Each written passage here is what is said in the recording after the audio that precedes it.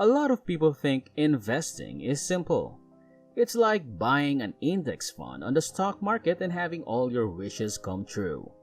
We'd all be millionaires if investing was that simple. What is it about investing that is so challenging? It's the underlying knowledge. Money is treated as a game by your brain. Your brain enjoys tinkering with it and optimizing things for the sake of fun. There's nothing more powerful than mastering your mind. So, let's look at investment strategies that you must follow in order to maximize your gains. This is Capital Finance, and if you're ready, don't forget to like this video. And let's begin. Investing also requires patience and vision. If you're looking to invest for retirement or expand your assets, it's best to set it and forget it when it comes to markets. It's not as simple as throwing money at the stock market to be a successful long-term investor. So, the first strategy to follow is to fix your finances first. You must first determine how much money you have available to invest before beginning to invest. To do this, you must first organize your funds.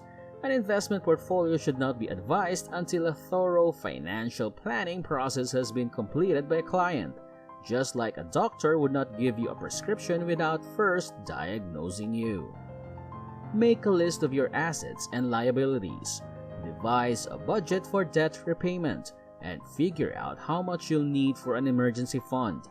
In order to avoid having to take money out again for a while, you should take care of these financial responsibilities first. Long-term investments can be sabotaged by early withdrawals of cash, and you may be forced to sell at a loss and face very costly tax consequences. Number 2. Determine your time frame. You may want to save for retirement or your children's college tuition or construct a down payment for your first house. As with any investment, the most important thing to keep in mind is your time frame, or how long it will be until you need the money. A long-term investment is defined as holding a position for at least 5 years as a general rule. With a more precise grasp of when and how much money you'll need, you'll know which assets are best for you and how much risk to accept. If you're saving for a child's education and they're 18 years old, you can afford to put extra money into their college fund because your portfolio will have more time to recover from market volatility. You may be able to invest more aggressively in the future. Number 3. Pick a strategy and use it. Decide on an investment plan and adhere to it once you've determined your investment objectives and time frame. To assist you in deciding how to allocate your assets, you may even split down your entire time horizon into smaller chunks. A long-term investor's time horizon may be divided into 3 categories: 5 to 15 years out, 15 to 30 years out, and more than 30 years out. It's advised that investors with the shortest time horizon invest cautiously, with 50 to 60% of their portfolio in equities and the remainder in bonds. The most aggressive investors might own as much as 85% to 90% of the company's equity. You have to do what's best for you, realistically. To ensure that you keep to your plan, it's critical to select a portfolio of assets that you are comfortable with. When it comes to locking in losses, though, selling at this point is the worst thing you can do. Number 4. Don't forget about the risks. Do your due diligence before you acquire an asset, and you'll avoid making impulsive decisions when the market goes downhill. On the other hand, stocks are often seen as more risky investments than, say, bonds. This is why it's recommended to reduce your stock allocation as you get closer to your target. You can use this strategy to lock in part of your winnings as you near your deadline. Some investments are riskier than others, even within the stock market.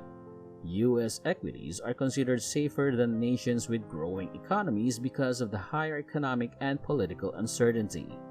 Investing in bonds may be less dangerous, but they're not entirely risk-free. As an example, A company's bottom line is only as safe as the company's bonds. Bondholders may be forced to bear the loss if the company goes into bankruptcy. Investing in bonds issued by firms with strong credit ratings is the best way to reduce the risk of a bond default. However, risk assessment is not always as straightforward as glancing at a company's credit ratings. It's essential for you, as an investor, to assess your own level of risk tolerance. Number 5. Remember to diversify your portfolio. When you diversify your investments, you increase your chances of holding a winner at any one time over a lengthy period.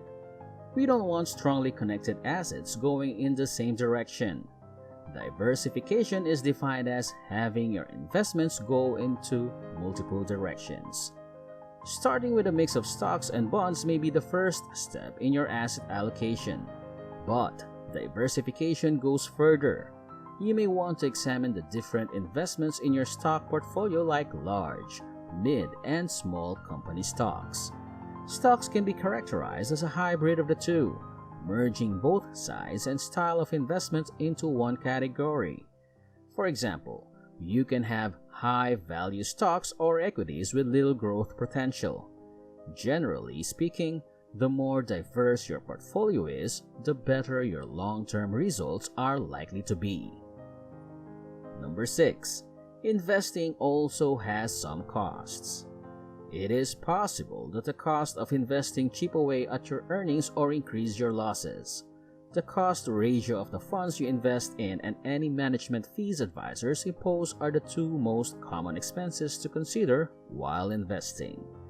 There used to be fees associated with buying individual stocks, ETFs, and mutual funds, but they are considerably less prevalent these days. Mutual funds and ETFs have annual expenses that you must pay, which is how much it costs to administer a fund each year.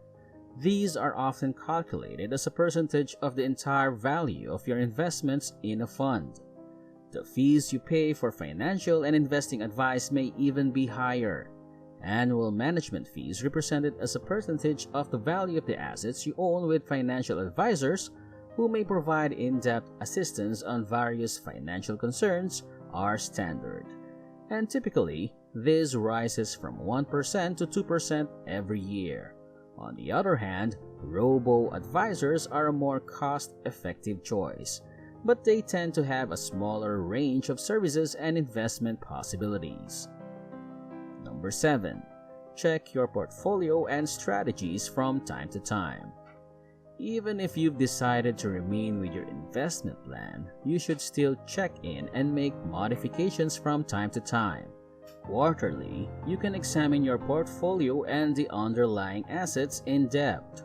Most financial counselors encourage at least a yearly check-in, even if you're passively investing in index funds. Periodically, checking your portfolio will allow you to confirm that your asset allocations are on track. There are times when your stock holdings will exceed their targeted percentage of your portfolio and need to be reduced. Because of this, it's essential to keep track of your investments and make sure they're up to date at all times. That's why rebalancing regularly is critical in keeping with your plan. Additionally, you may also want to make sure your investments are still functioning as planned by doing a second audit.